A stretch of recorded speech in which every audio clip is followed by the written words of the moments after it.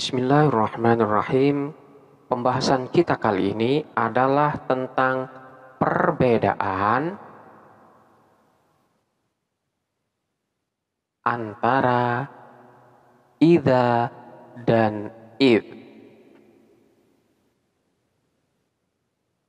Pembahasan tentang perbedaan idza dan id ini merupakan rangkuman dari pembahasan-pembahasan terdahulu, yaitu pembahasan tentang idza dan pembahasan tentang id.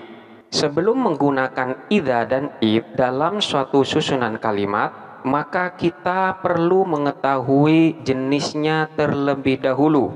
Kita mulai dari idza. Idza di sini ada dua macam. Ada yang masuk di dalam kategori dzarfiyah, ada yang masuk di dalam kategori idza fujaiyah. Idza dzarfiyah di sini dibagi menjadi dua. Ada yang masuk di dalam kategori idza dzarfiyah syartiyah, ada yang masuk dalam kategori idza dzarfiyah ghairu syartiyah. Kita mulai dari idza dzarfiyah syartiyah. Idza dzarfiyah syartiyah itu adalah idza yang mengandung makna mustaqbal. Jadi yang pertama di sini dalam penggunaannya, idza dzarfiyah ini mengandung makna mustaqbal atau yang akan datang, dan kebanyakan idza dzarfiyah syartiyah ini diiringin oleh fi'il madhi.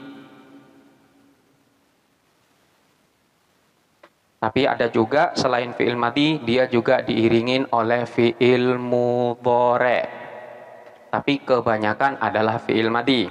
Pada idza dzarfiyah syartiyah ini memerlukan dua jumlah untuk melengkapinya. Jadi setelah idza di sini ada dua jumlah. Jumlah yang pertama ini disebut dengan jumlah syartiyah atau jumlah syarat. Sementara yang kedua ini disebut dengan jawab syarat. Dan sebelum jawab syarat di sini diiringin dengan fa. Contohnya seperti lafaz idza qara'ta al-Qur'ana fasta'id billah. Idza apabila qara'ta membaca siapa kamu Al-Qur'ana kepada Al-Qur'an, fasta'id billah maka hendaklah memohon perlindungan siapa kamu billahi kepada Allah. Di sini setelahnya idza terdapat dua jumlah, yaitu qara'tal Qur'an dan fasta'id billah. Jumlah yang pertama ini disebut dengan syarat, sementara jumlah yang kedua ini disebut dengan jawab syarat. Jumlah yang pertama ini diawalin dengan fi'il madhi. Jadi sebagaimana tadi telah disebutkan bahwa untuk idza dzarfiyah syartiyah di sini penggunaannya sebagai kalimat yang mengandung makna mustaqbal. Jadi penggunaannya bermakna akan datang. Jadi sekalipun setelahnya idza ini berupa fi'il madhi, namun secara makna dia tetap bermakna akan datang. Idza qara'tal Qur'an, idza apabila qara'ta akan membaca siapa kamu Al-Qur'ana kepada Al-Qur'an. Jadi maknanya adalah makna mustaqbal. Di antara dua jumlah di sini diiringin oleh fa jawab. Hal ini telah dibahas di dalam amil-amil yang dapat menjazmkan kepada dua fi'il. Silakan dipelajarin pada pembahasan tersebut. Contoh yang lain seperti lafaz idza qumtum ila sholati fausilu. Idza apabila kuntum akan melaksanakan siapa kalian ila sholati kepada sholat, fausilu wujuhakum. Fausilu maka hendaklah membasuh siapa kalian wujuhakum kepada wajah-wajah kalian. Di sini setelahnya idza terdapat dua jumlah, yaitu lafadz kumtum dan lafadz fagsilu. Yang pertama jumlahnya disebut sebagai syarat, sementara yang kedua di sini disebut dengan jawab syarat. Lafadz kumtum ini adalah fi'il madi secara lafadz, namun secara makna kumtum di sini digunakan untuk makna mustakbal. Karena memang dia jatuh setelahnya idza yang penggunaannya untuk makna istiqbal atau mustakbal.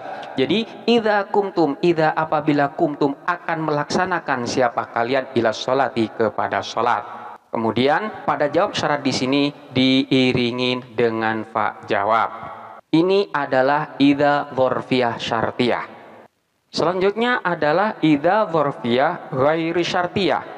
Idza dzarfiyah ghairi syartiyah ini adalah idza yang mengandung makna waktu namun tidak membutuhkan jumlah syartiyah atau jumlah jawab syartiyah, melainkan cukup dengan satu jumlah saja. Ini masuk pada kalimat fi'liyah dan tidak memerlukan jawab syarat.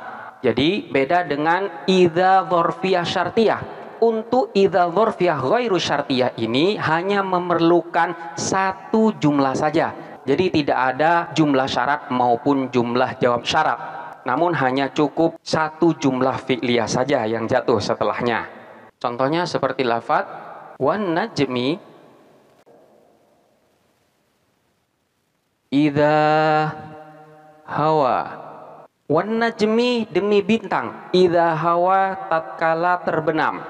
Di sini adalah idza dzarfiyah ghairu syartiyah, yang mana pada idza di sini tidak perlu ada yang namanya jumlah syarat maupun jumlah jawab syarat. Yang dibutuhkan di sini hanya jumlah fi'liyah saja. Dalam hal ini lafadz hawa adalah merupakan susunan fi'il dan fa'il.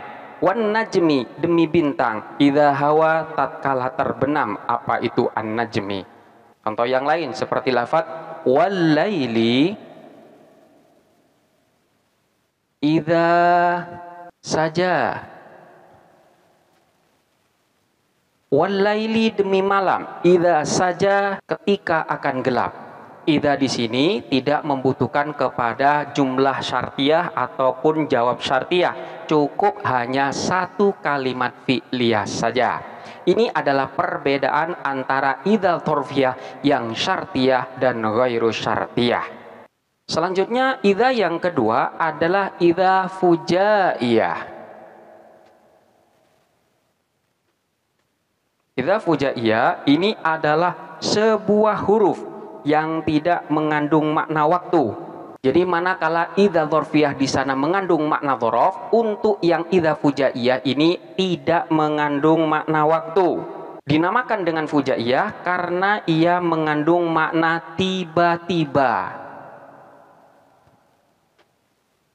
Yang di dalam terjemahannya sering kali diterjemahkan dengan makna ternyata. Dan kalimat yang jatuh setelah idza fujaiyah ini haruslah berupa jumlah ismiyah.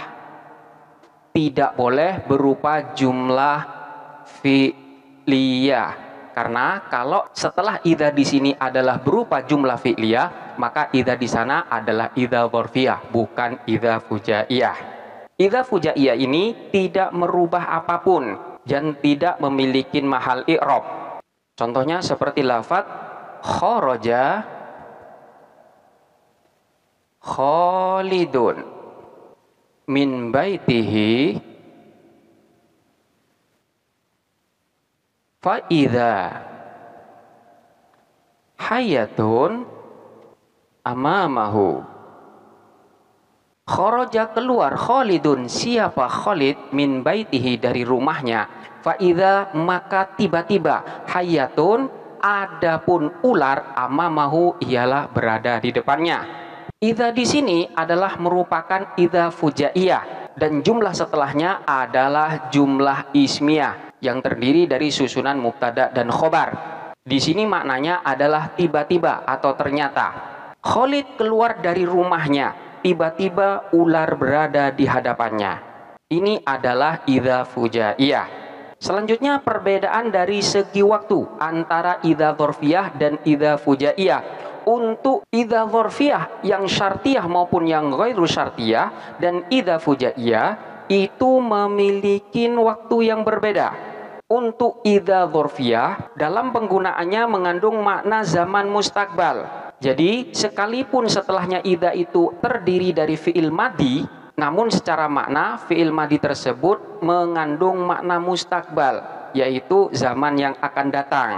Beda dengan idza fujaiyah. Untuk idza fujaiyah di sini maknanya adalah mengandung makna zaman hal, yaitu zaman sekarang. Sebagaimana contoh yang ini, Khalid keluar dari rumahnya, fa idza hayatun, maka tiba-tiba ular ada di depannya. Kapan ular itu tiba-tiba ada di depannya? Pada waktu Khalid itu keluar dari rumahnya, yaitu pada waktu sekarang juga. Ini adalah idza fujaiyah, beda dengan idza dzarfiyah syartiyah. Contohnya seperti lafaz idza jaa Khalidun fasallim alaihi. Idza apabila jaa datang Khalidun, siapa Khalid, fasallim alaihi, fasallim maka hendaklah mengucapkan salam siapa kamu alaihi terhadapnya. Apabila Khalid datang, maka sampaikanlah salam kepadanya. Kapan kamu akan menyampaikan salam? Manakala Khalid itu datang. Kapan akan datangnya? Di sini mengandung makna akan datang. Sekalipun fiilnya di sini fiil madhi, tetapi di dalam maknanya di sini mengandung makna zaman mustakbal. Jadi ini bedanya. Kalau idza fujaiyah mengandung zaman hal, yaitu waktunya sekarang juga, sementara untuk idza dzarfiyah syartiyah ini mengandung zaman istiqbal, yaitu zaman yang akan datang. Ini adalah perbedaan antara idza dzarfiyah dan idza fujaiyah. Selanjutnya adalah id. Id ini juga sama dengan idza, ada dua, yaitu yang pertama id dzaraf dan id yang masuk di dalam kategori fujaiyah. Kita mulai dari id dzarfiyah. Id dzarfiyah mengandung makna lampau. Id ini tidak termasuk dari syartiyah. Dalam penggunaannya sebagai dzaraf, id dzaraf ini bisa masuk pada jumlah ismiyah, bisa juga masuk pada jumlah fi'liyah. Jadi berbeda dengan idza dzarfiyah yang hanya bisa masuk pada jumlah fi'liyah saja. Jadi untuk idza dzarfiyah di sini bisa masuk pada jumlah ismiyah atau masuk pada jumlah fi'liyah tanpa menjadikan jumlah setelahnya sebagai jawab syarat. Namun secara posisi i'rab untuk kalimat yang jatuh setelahnya berada pada posisi majrur sebagai mudhof ilaih. Artinya jumlah yang jatuh setelah id dzarfiyah di sini kedudukannya sebagai mudhof ilaih yang secara kedudukan dia itu i'rabnya diejerkan. Jadi id nanti ini akan menjadi mudhof sementara jumlahnya akan menjadi mudhof ilaih. Contoh id dzaraf yang masuk pada kalimat fi'liyah yang bermakna lampau atau yang berzaman madhi, seperti lafaz id akhrajahu alladzina kafaru. Id tatkala akhraja telah mengeluarkan hu kepadanya alladzina siapa orang-orang kafaru yang telah ingkar siapa mereka. Id di sini adalah id dzarfiyah yang bermakna lampau. Jadi dalam penggunaannya di sini bermakna lampau dan jumlah setelahnya di sini adalah jumlah fi'liyah yang secara kedudukan i'rabnya diejerkan sebagai mudhof ilaih. Jadi manakala di i'rab id dzarfun lima madha minaz zaman. Jadi id ini adalah dzaraf yang mengandung makna lampau. Selanjutnya mabniun ala sukuni. Id di sini dimabnikan atas sukun. Fi mahalli nasbin maf'ulun fihi. Di dalam mahal nasab dia sebagai maf'ul fih atau sebagai dzaraf. Wa huwa mudhafun, dia kedudukannya sebagai mudhaf. Wal jumlatul fi'liyah yaitu lafaz akhrajahu fi mahalli jarrin mudhafun ilaihi, di dalam mahal jar sebagai mudhaf ilaih. Ini adalah contoh id yang dalam penggunaannya bermakna lampau. Kemudian contoh idh-dhorof yang masuk pada kalimat fi'liyah yang i'robnya nasab sebagai maf'ul fi, seperti lafaz fasaufa ya'lamun. Idh al-aghlalu fi a'naqihim wassalasilu yushabun. Fasaufa ya'lamun, akan mengetahui siapa mereka. Ketika al-aghlalu, adapun belenggu, fi a'naqihim, berada di dalam leher-leher mereka atau tergantung pada leher-leher mereka. Wassalasilu, dan rantai-rantai, yushabun, diseret siapa mereka. Kita fokus pada lafaz al-aghlalu. Di sini adalah dzorfiyah, masuk di dalam jumlah ismiyah, yaitu al-aghlalu fi a'naqihim. Di sini dinasobkan sebagai maf'ul fi, sementara jumlah yang jatuh setelahnya, yaitu jumlah ismiyah, di sini kedudukannya sebagai mudhof ilaih yang i'robnya jer. Jadi di sini adalah mudhofnya, sementara jumlah ismiyah yang jatuh setelahnya itu adalah mudhof ilaihnya. Fasaufa ya'lamun, mereka akan mengetahui. Idzil aghlalu fi a'naqihim wassalasilu yushabun, tatkala belenggu-belenggu itu tergantung pada leher-leher mereka, wassalasilu, dan rantai-rantai, yushabun, mereka diseret. Selanjutnya adalah contoh dari idh-dhorof yang masuk pada jumlah ismiyah. Contohnya seperti lafaz wadhkuru id antum qalilun mustad'afun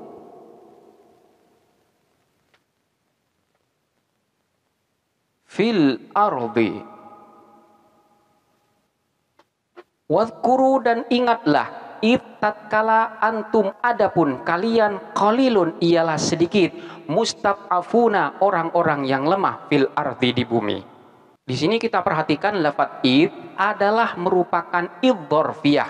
Kemudian di sini masuk pada jumlah ismiyah, yaitu antum qalilun. Secara mahal, lafaz antum qalilun ini i'robnya dijerkan sebagai mudhof ilaih, sementara id di sini sebagai mudhofnya. I'robnya dinasobkan sebagai dhorof atau sebagai maf'ul fi, yang dalam hal ini juga merupakan mudhof daripada lafaz antum qalilun. Dalam susunan ini, di sini mengandung makna lampau. Wadhkuru, dan hendaklah mengingat siapa kalian, antum, tatkala antum, adapun kalian, qalilun, ialah sedikit. Ingatlah tatkala kalian masih dalam keadaan sedikit dan termasuk orang-orang yang lemah. Kata-kata udhkuru di sini mengandung makna perintah untuk mengingat-ingat masa lampau. Oleh karena itu, di sini mengandung makna lampau. Selanjutnya contoh dari idh-dhorfiyah yang masuk pada jumlah fi'liyah. Contohnya seperti lafaz Rabbana la tuzigh qulubana ba'da idh hadaitana. Rabbana, wahai Tuhan kami, la tuzigh, janganlah engkau jadikan condong pada kesesatan, qulubana, kepada hati-hati kami, ba'da idh hadaitana, setelah ketika hadaita telah memberikan hidayah siapa engkau, kepada kami. Di sini kita perhatikan lafaz id. Id di sini adalah merupakan idh-dhorfiyah yang jatuh pada jumlah fi'liyah. Jumlah fi'liyah di sini secara mahal dia berkedudukan sebagai mudhof ilaih dan i'robnya dijerkan. Makna daripada id di sini adalah mengandung makna lampau. Rabbana la tuzigh qulubana, ya Allah janganlah engkau condongkan hati-hati kami pada kesesatan, ba'da idh hadaitana, setelah engkau memberikan hidayah kepada kami.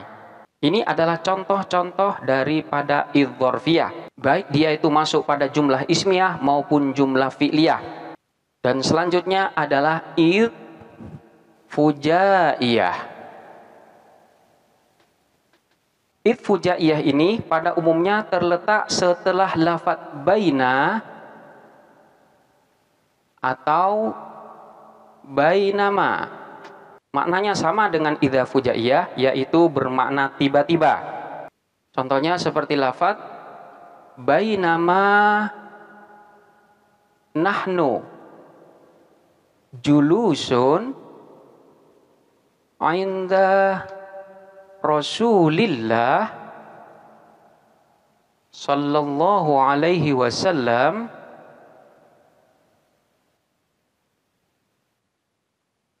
dzata yaumin idh tala'a alaina rajulun syadidu bayadi athiyab. Bainama tatkala nahnu kami julusun duduk inda Rasulillahi di sisi Rasulillahi sallallahu alaihi wasallam dzata yaumin suatu hari tiba-tiba tola'a muncul atau datang alaina atas kami rajulun siapa orang laki-laki syadidu bayadi thiyab yang sangat putih bajunya. Tatkala kami duduk-duduk di antara Rasulullah suatu hari, tiba-tiba datanglah seorang laki-laki yang bajunya sangat putih. Kita perhatikan lafaz id di sini adalah id fujaiyah karena memang jatuh setelah lafaz bainama. Jadi karena memang jatuh setelah lafaz bainama, maka id di sini masuk dalam kategori id fujaiyah. Sama dengan idza fujaiyah, id di sini adalah merupakan huruf yang tidak memiliki mahal di dalam i'rab dan dia tidak memerintahkan kepada jumlah yang jatuh setelahnya. Ini adalah beberapa rangkuman tentang perbedaan antara idza dan if. Selanjutnya silahkan untuk dipelajarin dengan seksama dan sampai jumpa pada pembahasan berikutnya.